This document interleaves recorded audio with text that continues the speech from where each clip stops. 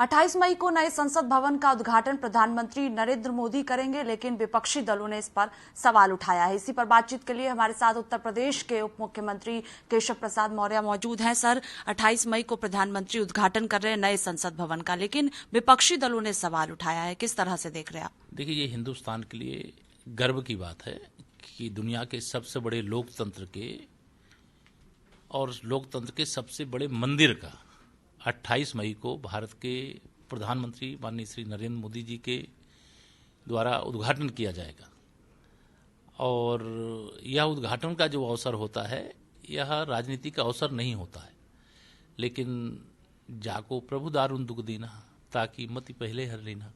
अगर वो संसद भवन के उद्घाटन सत्र का विरोध करेंगे तो देश की जनता इसको देख रही है, जिन्होंने 60 साल से अधिक समय तक देश पर शासन किया।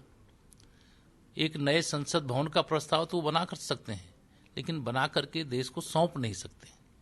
लेकिन माननीय प्रधानमंत्री श्री नरेंद्र मोदी जी और लोकसभा अध्यक्ष आदरणीय ओम बिरला जी, इन लोगों ने उस संसद भवन को निर्माण करके अब देश को सौंपने का पूरा खाका तैयार कर लिया है। और उसमें शामिल नहीं होंगे तो क्या उनके नहीं शामिल होने से उद्घाटन रुक जाएगा? क्या देश की जो संसद है, देश को सौंपने का काम नहीं रुक जाएगा? लेकिन यह बहुत घटिया और बहुत मतलब नफरत की भरी राजनीति लगती है, जिसमें कहीं कुछ ऐसा लगता नहीं कि जिसका विरोध किया जाना चाहिए वह विरोध करें तो समझ में आता है। अगर उनको विरोध करना है तो हमें 2024 का लोकसभा चुनाव हो रहा है।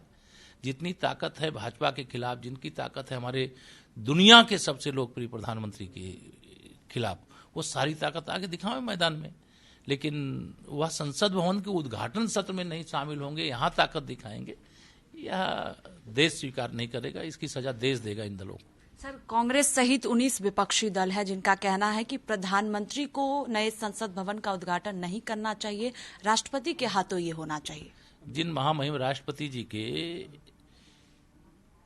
राष्ट्रपति बनने के मार्ग में कांटे बिछाने का काम किया है, उनका नाम लेकर के राजनीति ना करें।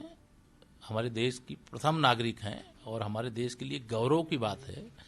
एक महिला, वह भी अनुसूचित जनजाति समाज से, देश को राष्ट्रपति देने का जो गौरव है वो भारतीय जनता पार्टी और हमारे भाजपा गठबंधन को जाता है। और इन्होंने उनका विरोध किया था, और उनको क्या सम्मान देना, उनसे क्या उद्घाटन करवाना, उनकी सलाह नहीं चाहिए, वो हमारे सलाहकार नहीं है। लेकिन हमारे आदरणीय प्रधानमंत्री जी के हाथों 28 तारीख को देश का नया संसद भवन उद्घाटित हो रहा है। हम सब स्वागत करते हैं। और जिनको अभी बायकाट का फैसला किया है, आज बुधवार है, आज गणेश जी का दिन माना जाता है। गणेश जी बुद्धि प्रदाता है, उनको हम भगवान से प्रार्थना करें इनको बुद्धि दें। संसद भवन के उद्घाटन सत्र का बायकाट करने का यह विचार त्याग दें। बाकी वह अधिकार है उनको, लोकतंत्र में वो आना चाहेंगे, उनको लोकसभा अध्यक्ष जी निमंत्रण दिए होंगे, वो आएंगे। और अगर नहीं आना चाहेंगे तो वो नहीं आएंगे। लेकिन इससे उनको खोना बहुत पड़ेगा, बदले में मिलेगा कुछ नहीं। इस 19 विपक्षी दलों में समाजवादी पार्टी भी शामिल है और राष्ट्रीय लोक दल भी शामिल है। ये सारी पार्टियां भाजपा के विरोध में 2019 का लोकसभा चुनाव लड़े थे। हम लोगों ने उत्तर प्रदेश में 64 सांसद 51% वोट के साथ, सबके मिल जाने के बाद भी जीते और माननीय नरेंद्र मोदी जी को फिर से हिंदुस्तान का प्रधानमंत्री बनाए। ये 19 दल जो हैं, किसी का एक सांसद है, किसी का 2 सांसद है, किसी का कोई नहीं है, दल ही दल है, दलदल ही है, उसी दलदल में से कमल खिलेगा। आपको क्या लगता है कि क्यों विपक्षी दल जो है वो इसका विरोध कर रहे हैं? मैं कैसे उनका बताऊंगा? मैं तो उनको कह रहा हूँ कि भगवान गणेश जी सद्बुद्धि दें, उनके मन में ये विकार आया वो समाप्त हो जाए, उद्घाटन सत्र का हिस्सा बने। आखिरी सवाल है कि सपा के जो एमएलसी प्रत्याशी है, उन्होंने पत्र लिखा है और समर्थन आपसे भी मांगा है और भी मंत्रियों को पत्र लिखा है, जिसमें आप भी शामिल हैं। किस तरह से ये देख रहे हैं? श्री अखिलेश यादव जी अभी नगर निकाय के चुनाव में धूल चाट गए, चारों तरफ कमल का फूल खिल गया है, बौखलाए थे।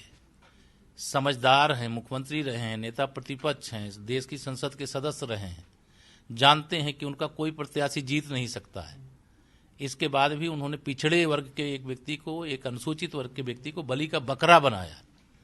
जब इनके मन में इस वर्ग के प्रति थोड़ा भी सम्मान था तो जब विधान परिषद के चुनाव हुए थे, जब राज्यसभा के लिए चुनाव हुए थे, तब इनको प्रत्याशी क्यों नहीं बनाया? जो चुनाव जीत ही नहीं सकते, हारना ही तय है। इनके समाजवादी पार्टी के भी कई सदस्य इनके प्रत्याशी को वोट इसलिए नहीं देंगे, उनको मालूम है कि वोट बर्बाद होना। तो ये जो ड्रामा करते हैं ना, इस ड्रामे को उत्तर प्रदेश की जनता नकारती है। कह रहे हैं कि आप लोग दलित विरोधी हैं, पिछड़े विरोधी हैं। उनके बताने से हम क्या हैं ये नहीं पता चलेगा। हम तो सबका साथ सबका विकास करने वाले लोग हैं। हम ही सच्चे पिछड़े वर्ग के, अनुसूचित वर्ग के, अनुसूचित जनजाति वर्ग के और सामान्य वर्ग में तो कहता हूं हम ही अगड़ा पिछड़ा दलित की त्रिवेणी हैं। ये तो उसमें गंदगी फैलाने वाले लोग हैं, कैसे बांटो और राज्य करो, लेकिन अब इनका यह फार्मूला फेल हो चुका है। बहुत शुक्रिया बातचीत के लिए। कैमरा पर्सन रोहित के साथ स्वाति पाठक, भारत समाचार, दिल्ली।